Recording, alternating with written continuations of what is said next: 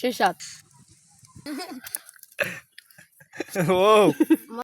বাচ্চা বইবে মোবাইল টিপতেছিলাম হঠাৎ দেখি পোলা হেনে উমরা জানি কি করবা নিছে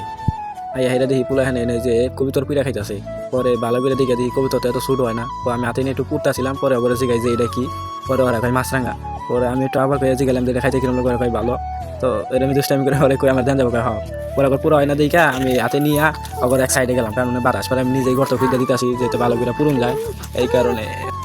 তো আমি মাড়ি ভালো করে ঠিক করে দিতে আসি সাইডে দিকে ভেঙে দিতে আসি যাতে আগুনটা ভালো করে ধরায় তো আগুন ধরে হেরা এই যে হেরা এটা পূর্বান মিশি দেখতে অনেক সুন্দর দেখা যাইতেছে কিন্তু খাইতে এটা কি খেতে আসলে অনেক স্বাদ হবে হ্যাঁ এটা কি খেতে স্বাদ হবে এটা কি আগে আপনারা খেয়েছেন এই আনুমানিক কতদিন আগে খেয়েছেন তো আপনারা দেখতেই পাচ্ছেন ওরা বলে আগে খাইছে লাল শাক লাগবে মুরগির বারবিকিউ খাইছি আজকে দেখতে জানি মাছরাঙ্গার বারবিকিউ তো আপনারা দেখেন মাছরাঙ্গার বারবিকিউ কি কেমন লাগে খেতে তো পুরা শেষ হয়ে যে একটু গরিবের সাজানি দিছি তো করে জিজ্ঞাসা কেরা খাবো পরে ওই আর্ধেক একটু খাইয়া করে সেই সাথ আমি মিশা যাবো না পরে আমি হাতে নিয়ে আর মুখে দিলাম ও খাইয়া কয় সেই সাথ আবার জিজ্ঞাসা যে কী হয়েছে কয় ভালো হয়েছে পরে ওর একটু দিলাম মুখ খাইয়া কয় ওফ মেলা সুন্দর হয়েছে পরে